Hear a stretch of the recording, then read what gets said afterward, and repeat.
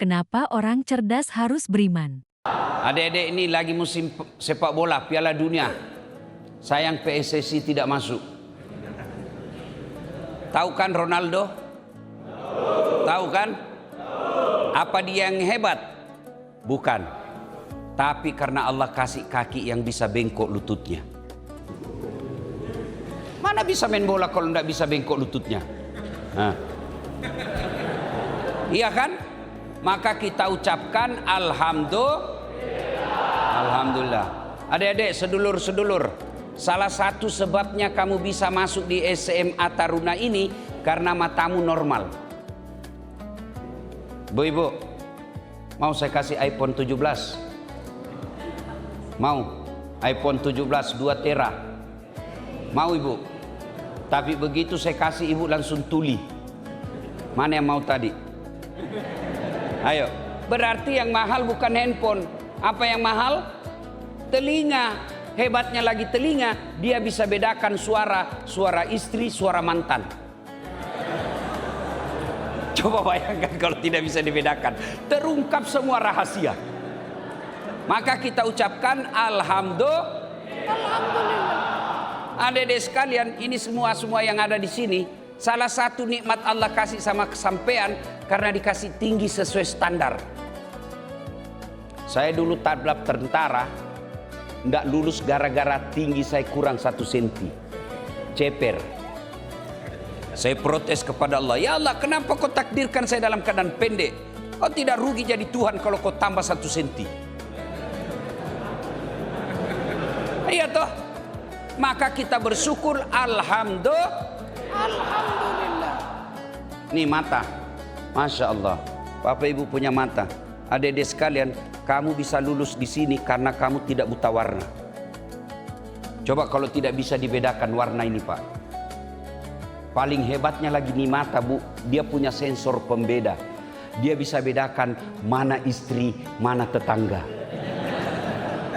Coba bapak-bapak kalau tidak bisa dibedakan mana istri, mana teman mengajar. Tak tukar-tukar istri, Pak. Iya toh? Maka kita ucapkan Alhamdulillah. Nih ibu-ibu, bapak-bapak sekolah, bapak ibu kepala sekolah. Berapa banyak guru di Jawa Timur? Berapa banyak guru di Jawa Timur? Tapi hanya segelintir yang diangkat menjadi kepala sekolah. Maka kita bersyukur. Dari 6 sekolah taruna yang ada di sini, Jawa Timur, hanya 1 yang perempuan kepala sekolahnya.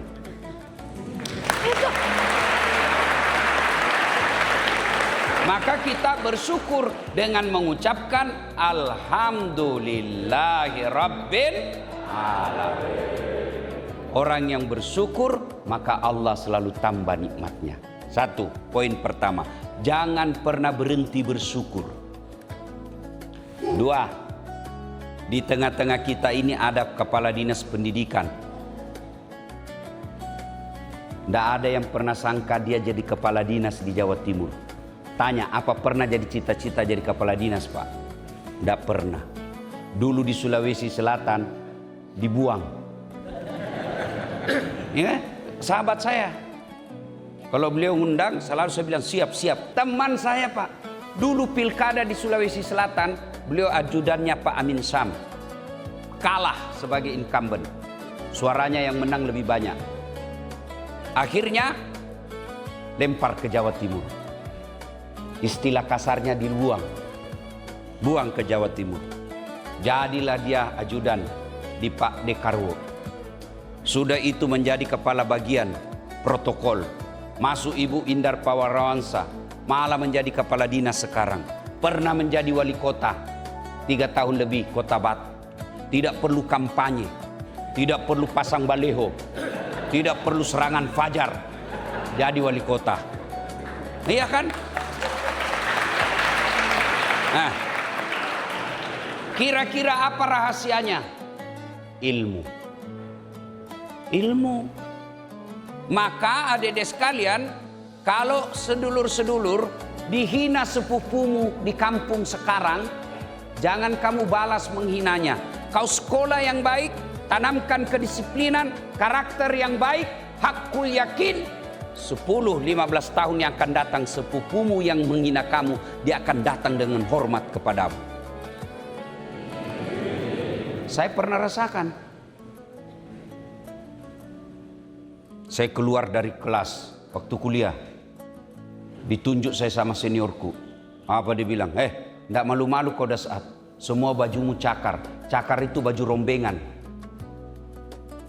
Di Sulawesi cakar namanya cap karung. Nah, kalau di toko baju baru 100.000 satu. Ini 100.000 5 masih bisa ditawar. Cakar namanya. Sampai sekarang saya masih langganan di pasar Tok Dopuli. Sampai sekarang masih langganan. Dia hina saya. Nggak malu kau, baju bekar semua kau pakai. Saya tidak balas, saya tidak tersinggung. Saya hanya berdoa, ya Allah berikan saya umur panjang supaya saya bisa berbuat baik sama orang ini. Alhamdulillah, beberapa tahun terakhir yang menghina saya itu selalu saya kasih zakat. Maka dedek sekalian, kau tidak percaya lagi, kau tengok ini mukaku. Ibu-ibu tengok ini wajah saya. Tidak ada model, hitam, jelek, pesek, ceper. Tidak ada, lebih gagah kalian semua. Tapi saya penuh pesona. Mana buktinya? Ibu mau foto semua sama saya toh? Apa karena saya cakep? Tidak, karena Allah titipkan namanya ilmu. Saya tidak ada nama aku di sini. Oh ada. Kau tengok itu nama saya. Cuma kurang gelarnya satu. Ada di depannya doktor. Sekarang ada. Oh iya, saya salah lihat. Masih kurang satu. Namanya asesor profesor. Saya sudah asesor profesor sekarang. Sedikit lagi jadi profesor penuh.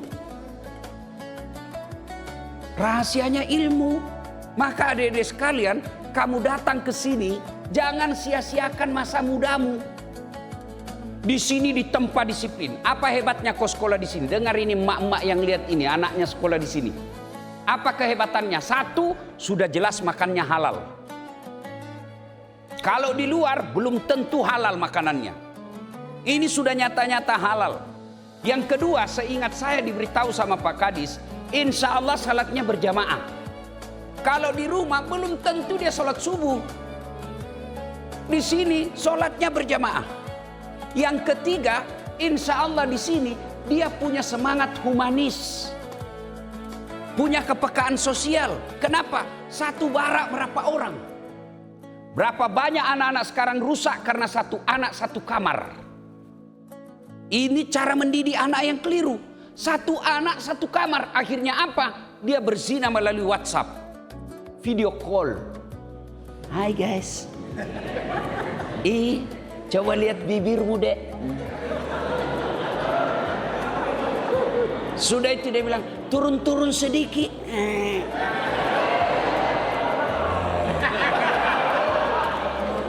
Kalau di sini ada begitu di sini? Tidak ada. Coba hebatnya lagi di sini Bapak Ibu Saudara-saudara sekalian, satu yang menderita, satu barak ikut merasakan. Coba hasilnya mendidik anak yang satu kamar satu anak. Mereka tidak punya tenggang rasa. Sampai di rumahnya ambil makan. Sudah itu masuk kamar. Makan sambil scroll. Tidak pernah kontak dengan saudaranya. Akhirnya gara-gara laptop, gara-gara HP, mereka bertengkar. Tidak punya tenggang rasa. Anak-anak di sini punya tenggang rasa. Yang keempat, mereka punya silaturahmi. Ini 600 anak-anak kita di sini. Ada yang dari Papua, ada dari Sulawesi, ada dari Maluku, dari Sabang sampai Merauke. Dan hakul yakin tidak mungkin tidak ada yang jadi pejabat insya Allah. Maka begitu jadi pejabat seangkatannya, Mas, tolongin gue dong. Nah, jaringan namanya. Connecting people. Iya. Dan orang yang kaya, orang yang banyak temannya. Buktinya saya. Bu, saya tidak banyak uang. Tapi banyak temanku. Temanku banyak uangnya. Itu Itu semua teman. Maka adik-adik sekalian, kalian ini bersaudara. Lalu ada yang bilang, tapi di sini Ustadz kita masih mau tidur dikasih bangun. Lagi asik-asiknya latihan fisik. Itu ingat kata lagunya Omai Rama. Apa lagunya Omai Rama? Berakit-rakit dahulu, berenang-renang ke tepian, sakit-sakit dahulu, susah-susah dahulu, lalu kemudian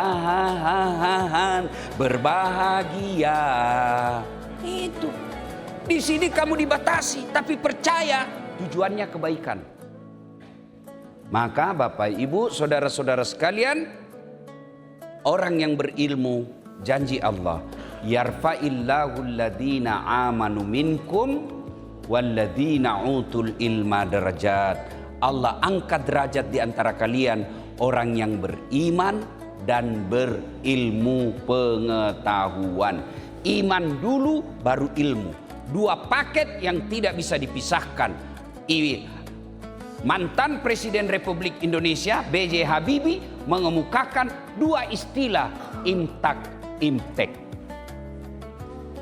Iman dan takwa, ilmu dan teknologi tidak bisa dipisahkan. Kalau ada orang cerdas tapi tidak punya iman, jadi tukang tipu kalau dia di pejabat. Mau lihat buktinya? Bapak Presiden 19.000 ekor sapi dipotong tiap hari. Padahal kita tidak pernah dapat sapi di MBG. Ternyata sapinya sudah jadi bubuk Reiko.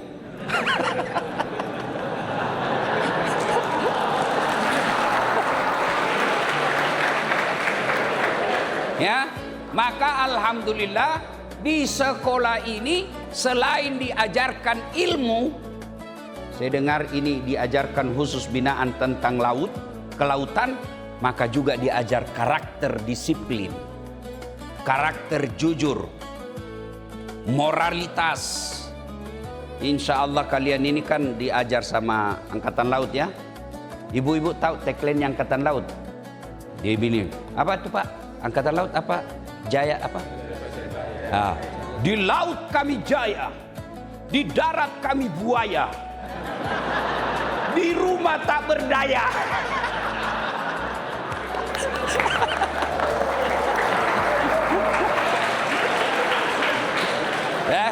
Maka adik-adik sekalian, kamu belajar dengan baik. Tidak ada orang kalau dia punya iman dan ilmu sengsara hidupnya. Coba lihat, iman, ilmu. Nggak usah contoh yang jauh-jauh deh. Das Atlatif. Kenapa saya bisa sampai di sini? Karena ilmu. Itulah sebabnya Imam Ali ditanya, kenapa kau pilih ilmu daripada harta? Dengan ilmu kau dapat harta, dengan harta belum tentu dapat ilmu. Maka adik-adik sekalian, ucapkan alhamdulillahirabbil alamin, kamu bisa sekolah di sini. Tinggal buktikan kepada orang tuamu, tidak sia-sia orang tuamu menyekolahkan di sini, dan kamu juga tidak sia-sia latih fisik dan mental. Insya Allah masa depanmu lebih baik. 3. Yang keempat, suatu kali Nabi panggil Umar bin Khattab dengan Ali bin Abi Thalib. Umar ini termasuk golongan Khurafaur Rasyidin, orang sahabat utama Nabi. Umar ini, Ali bin Abi Thalib, Umar ini sahabat Nabi yang dijamin pasti masuk surga. Coba adik-adik sekalian, 10 golongan orang kata Nabi pasti masuk surga. Satu diantaranya Umar bin Khattab. Ali bin Abi Thalib, sepupu satu kalinya Nabi. Ali bin Abi Thalib itu anak mantunya Nabi. Kenapa? Anaknya Nabi Fatimah As-Zahra menikah dengan sepupu sekalinya Ali bin Abi Thalib. Ali bin Abi Thalib ketika kejadian hijrah, Nabi panggil Ali. Waktu itu Ali bin Abi Thalib umurnya 13 tahun. Ali, kau tinggal di tempat tidurku, pakai ini selimutku. Selimut Nabi warna hijau. Pakai ini. Tujuannya apa? Menggantikan posisi Nabi. Kalau mengganti kepala dinas banyak yang mau. Tapi mengganti mati, karena kan rumahnya Nabi mau diserang, Ali disuruh menyamar sebagai Nabi. Itu artinya secara signifikan, secara tidak langsung, Ali diperintah untuk mengganti posisi Nabi diserang. Ali bin Abi Thalib sama Umar dipanggil sama Nabi. Ya Umar, Ali, besok-besok ada orang dari Yaman bernama Uwais Al-Qarni. Kalau kau ketemu dia, mintalah didoakan oleh dia agar dosa-dosamu diampuni dan kamu gampang masuk surga. Padahal sudah Nabi bicara dan Ali bin Abi Thalib, Umar bin Khattab sudah dijamin masuk surga, tapi Nabi minta kau doakan oleh Uwais Al-Qarni. Berlalulah waktu. Uwais Al-Qarni ini hidup di Yaman. Dia anak muda, punya penyakit kulit, Bu. Ada ibu, bapak, adik-adik mungkin lihat di medsos atau di media, penyakit kulit yang berwarna-warna putih kulitnya. Urni putih tidak normal, belang-belang. Itu penyakitnya Uwais Al-Qarni. Dia selalu mau ketemu Nabi, karena dari Yaman, mau selalu ke Nabi, ketemu Nabi di Madinah, tapi tidak punya waktu. Kenapa? Karena Uwais Al-Qarni mengurus ibunya yang lagi sakit lumpuh, tuli, buta. Dia urus ibunya. Suatu ketika ibunya panggil Uwais, "Nak, saya mau sekali haji." Waktu itu untuk kelas ekonomi kehidupan Uwais dan ibunya tidak mungkin bisa menunaikan ibadah haji. Kenapa? Uwais orang miskin, tidak punya onta, tidak punya buru yang bisa memikulnya. Mendengar permintaan ibunya ini, Uwais Al-Qarni kemudian membeli anak lembu. Lembu itu, Pak, adiknya sapi, kakaknya kambing. Lembu. Maka dia beli lembu, anak lembu. Lalu apa yang dia kerjakan? Dia bikinkan kandang di atas bukit. Dia bikinkan kandang di atas bukit. Kerjanya apa Uwais? Dia ambil itu anak lembu, Pak.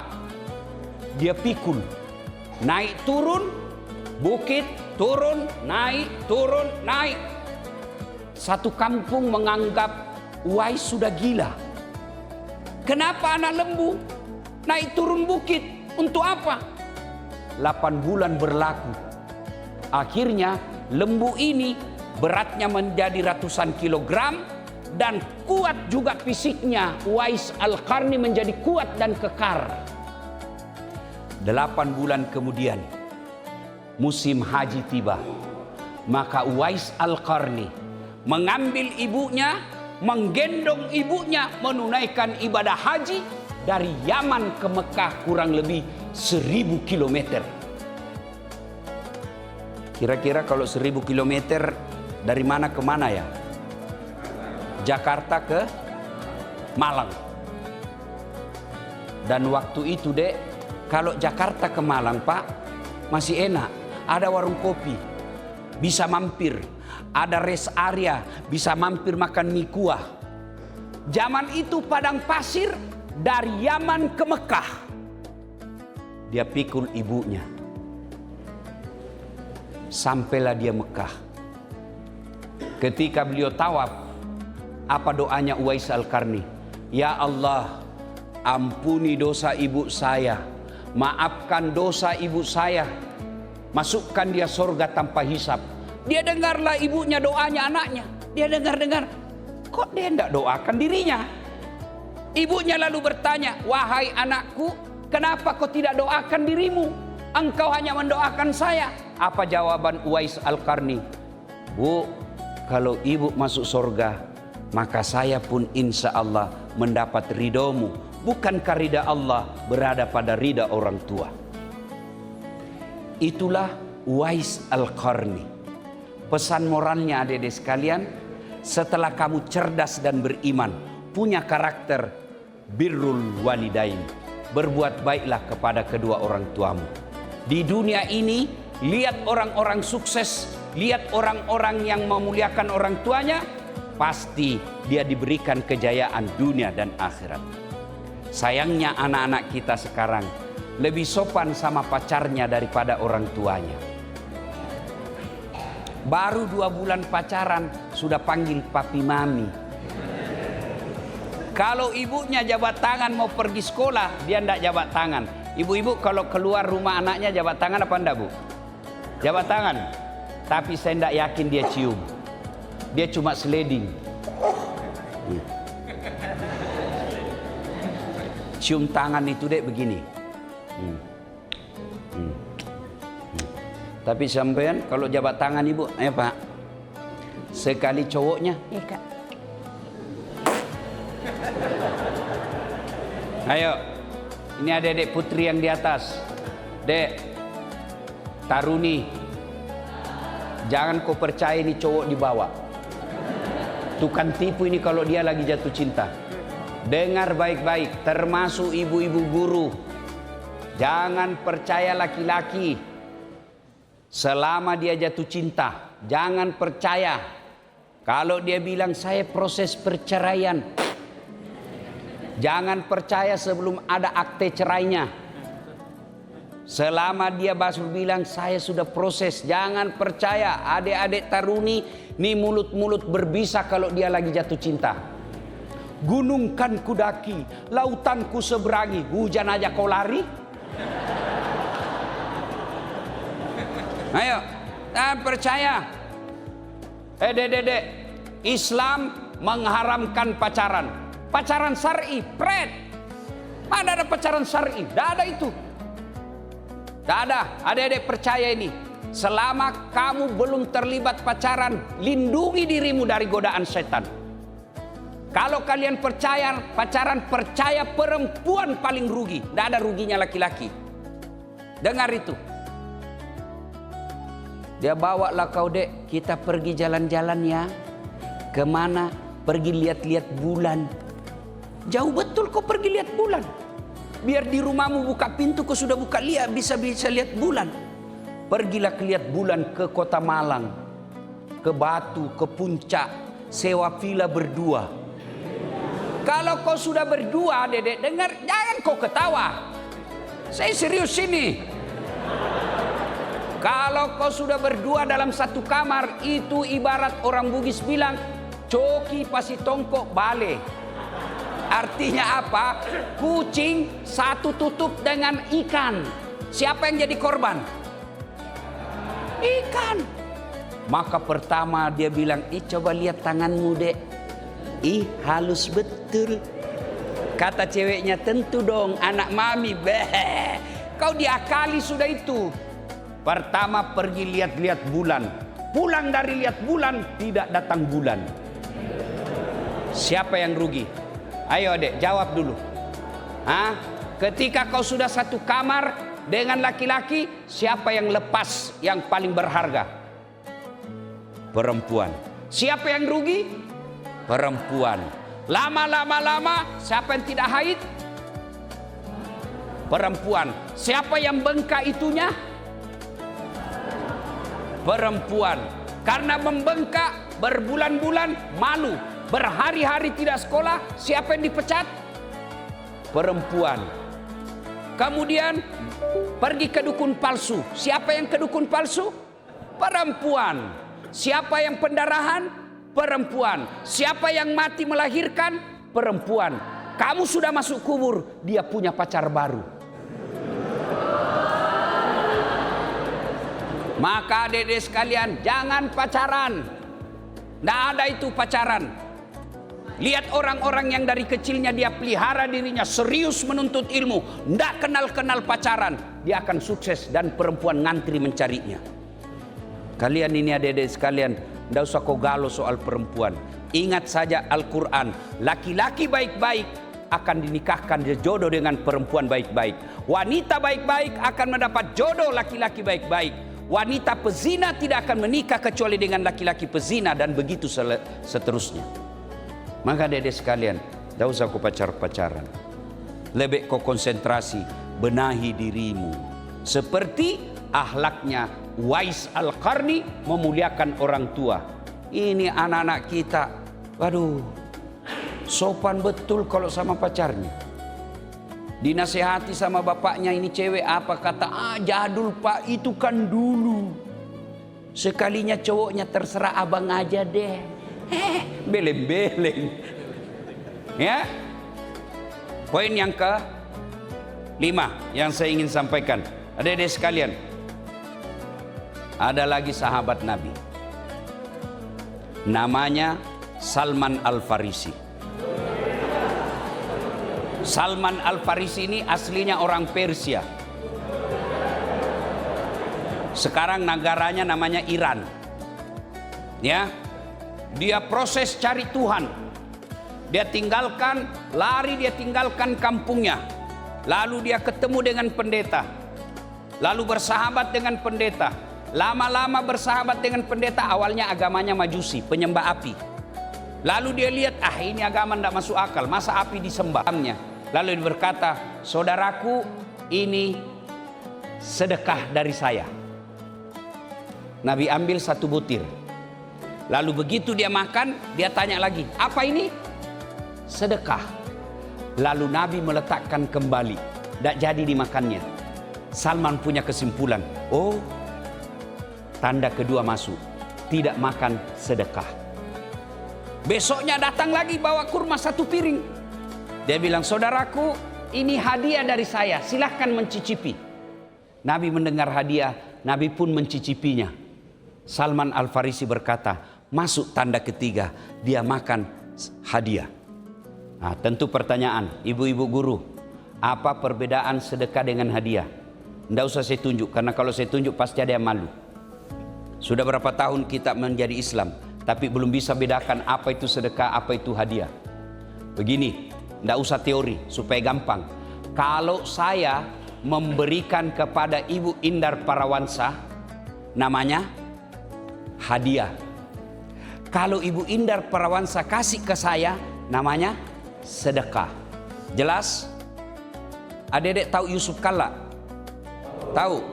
Kalau Yusuf Kalla ngasih ke saya, itulah yang disebut sedekah. Kalau saya memberikan kepada Yusuf Kalla, itu yang disebut hadiah. Beda sogo. Sogo ada perjanjian, ada transaksi. Misalnya sekarang mau penerimaan siswa baru. Ditelepon kepala sekolah, kalau bisa anak saya titip 1 bu, nanti kalau lulus ini ada apa-apa. Itu sogo namanya. Nah, Salman Al-Farisi mencari lagi tanda yang keempat. Ada hitam di belakangnya. Dia nunggu-nunggu. Dan Nabi tahu ini orang menyelidiki saya. Maka Nabi dengan sengaja, dia seolah-olah dia jatuhkan jubahnya. Lalu terbuka agar dia bilang, dilihat, ada tanda hitam. Inilah. Lalu Salman Al-Farisi mengatakan diri, ya Muhammad, saya masuk Islam. Ashhadu an la ilaha illallah wa ashhadu anna Muhammadar Rasulullah. Apa prestasinya Salman Al-Farisi dalam Islam? 1, kalau adik-adik belajar sejarah peperangan yang pernah dilewati Nabi, 1 diantaranya prestasinya Salman Al-Farisi adalah Perang Khandaq, atau kita sebut dengan Perang Farid. Apa prestasinya? Waktu itu Madinah mau diserang oleh kafir Quraisy dari Mekah. Mau disambut perang di Madinah, Nabi katakan bisa korban anak-anak dan istri kita. Kalau kita keluar, masalah ditinggal kota. Maka Salman Al-Farisi punya usul. Ya Rasulullah, saya pernah melihat orang Persia untuk berperang dibikin parit.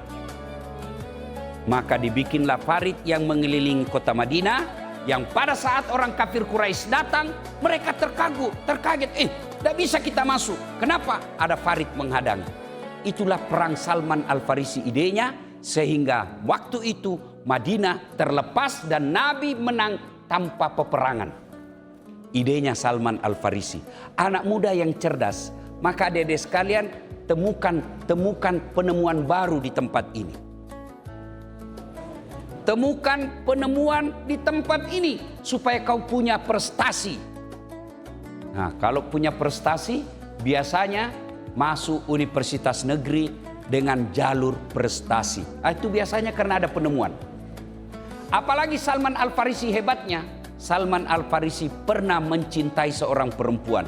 Tapi dia tidak mau pacaran, mau langsung melamar. Orang Madinah. Orang Madinah. Lalu dia panggil temannya. Namanya Abu Darda. Abu Darda sekarang kira-kira kalau di sini Pak Riz ketua HIPMI. Orang kaya yang muda kaya dia. Orang kaya di Madinah. Maka Nabi persaudarakan dia. Apa kata Nabi? Abu Darda, saya persaudarakan kamu dengan Salman Al-Farisi karena Allah.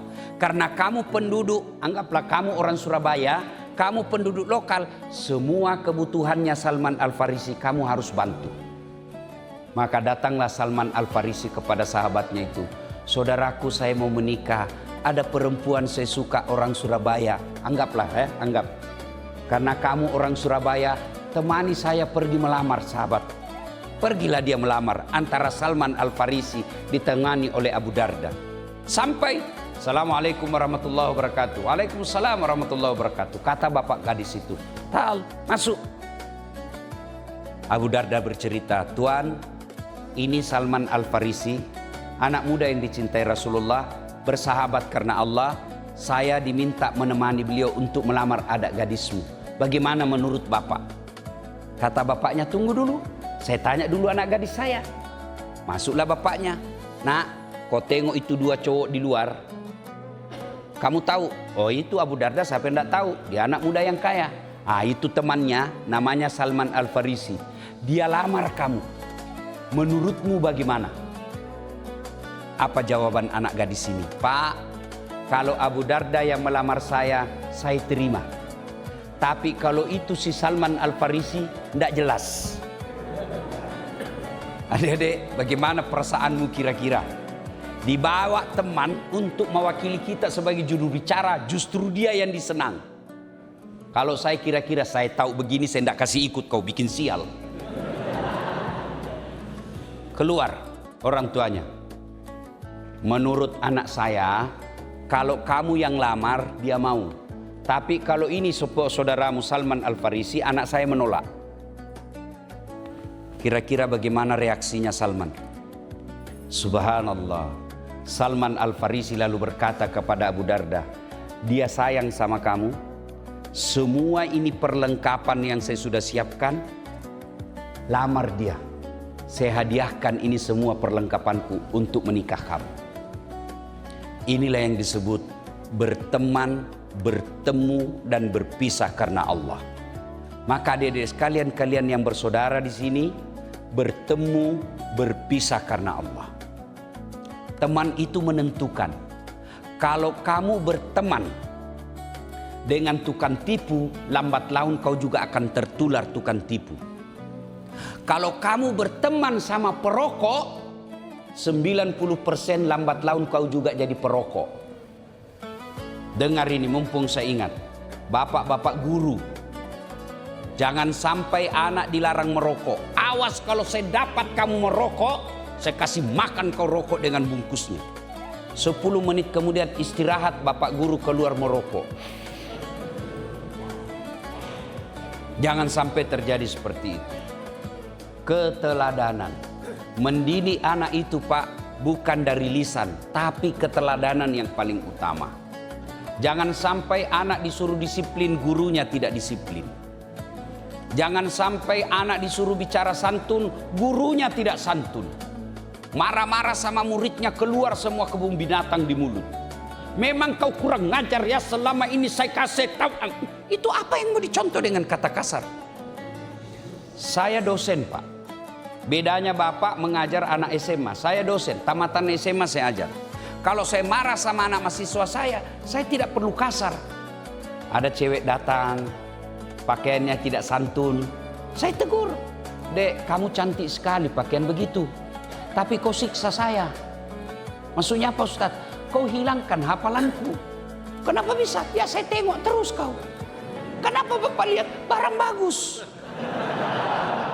Makanya dek, karena kau mengganggu konsentrasi saya, di luar saja dek ya, nanti selesai pelajaran baru kau masuk. Dia tidak tersinggung. Coba kalau saya kasar, "Bodoh ini, kenapa kau pakaian begitu? Itu haram, keluar kau dari sini." Dia dendam sampai kita mati. Adik-adik, terlambat. Assalamualaikum Ustaz. Waalaikumsalam. Buka. Jam berapa masuk, Dek? Jam 10.00. Sekarang jam berapa, Dek? 10.20. Kalau begitu kamu terlambat. Jadi insya Allah selesai pelajaran baru kita ketemu. Tunggu aja di luar dulu, Dek ya. Kamu melanggar. Minggu depan lagi masuk. Tidak perlu sanksi, menerapkan sanksi. Tidak perlu kasar. Coba kalau saya kasar. Goblok memang kamu. Saya kan sudah bilang jam 10 kau masuk. Keluar kau di situ. Anjing ini. Oh, begitu dia keluar, dia kasih kempes ban mobil, Pak. Malam hari dia tunggu kita di begal. Maka tegas tidak berarti kasar. Jangan sampai kita mendidik anaknya orang menjadi karakter yang kasar mulutnya. Karena tidak ada orang tidak senang orang yang santun, sebaliknya tidak ada orang yang tidak senang tidak ada orang yang senang orang yang kasar mulutnya. Bapak Ibu saudara-saudara sekalian, kembali kepada Salman Al-Farisi. Adik-adik sekalian, ada 7 golongan orang yang dilindungi di padang mahsyar kelak. Satu di antara mereka yang 7 itu adalah mereka yang bertemu dan berpisah karena Allah. Maka saya anjurkan kepada adik-adik sekalian, hati-hati memilih teman. Ibu-ibu, hati-hati memilih teman grup WhatsApp. Adik-adik sekalian, hati-hati memilih grup-grup WhatsApp. Kenapa? Teman itu bisa menentukan karakter kita. Coba lihat contoh, Nabi kasih contoh yang paling cantik. Apabila engkau berteman dengan penjual parfum, kalau kau tidak dapat parfumnya, kamu dapat bau wanginya. Sebaliknya, kalau kau berteman dengan pandai besi, kalau kau tidak kena apinya, kau dapat bara panasnya. Contoh lagi. Ibu-ibu, adik-adik, tahu kulit kambing? Tahu kulit kambing? Itu kulit kambing dianggap najis. Ya kan? Tak ada yang mau cium. Tapi begitu bertemu dengan Quran, maka dia menjadi pembungkus Quran. Kulit kambing yang tadi orang jijik, akhirnya kulit kambing karena ketemu Quran dicium setiap mau dibaca. Selesai dibaca dicium lagi, disimpan di tempat yang tinggi. Kenapa? Kambing menjadi mulia karena berteman dengan kitab suci. Sebaliknya, kulit kambing ketemu derum. Tahu derum? Ketemu kulit kambing jadi bedu. Tiap saat dipukul. Kenapa? Salah memilih teman. Maka adik-adik, hati-hati memilih teman. Kalau kamu berteman orang-orang yang kasar, lambat laun kau juga akan tertular. Kalau kamu berteman dengan orang yang rajin sholat, maka lambat laun kamu akan ketularan dengan sholatnya. Contoh paling konkret, ketemu saya dengan Pak Kadis pendidikan ke sini, maka yang terjadi adalah tablik akbar. Enggak mungkin saya bilang, Pak Kadis, bawa saya dulu di panti pijat mana yang paling enak di sini. Enggak mungkin. Maka yang diajak kepada kebaikan. Maka bertemanlah dengan orang-orang baik. Insya Allah kebaikannya akan menular kepada dirimu. Bapak Ibu saudara-saudara sekalian, akhirnya ini saja tausiah kita. Kita tutup pepatah yang disampaikan oleh Nabi. Hadis yang disampaikan oleh Nabi. Man aradad dunya fa'alaihi bil ilmi. Siapa yang menghendaki dunianya, hendaklah dengan berilmu pengetahuan. Wa man aradal akhirat. Siapa yang menghendaki akhiratnya, hendaklah dengan berilmu pengetahuan. Wa man aradahuma. Dan siapa yang mendaki dunia dan akhiratnya, fa'alaihi bil ilmi, dengan ilmu pengetahuan. Artinya, mau sukses dunia dan akhirat, utamakan punya ilmu pengetahuan. Sehingga orang bule mengatakan, knowledge is the best belong. Ilmu pengetahuan adalah harta yang paling berharga sepanjang zaman. Insya Allah.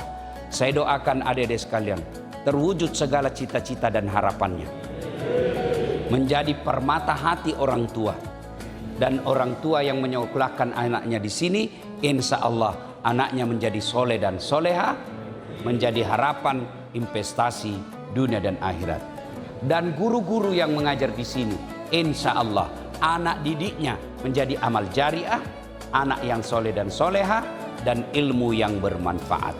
Demikian, usikum wa nafsi bitaqwallah, fastabiqul khairat. Assalamualaikum warahmatullahi wabarakatuh.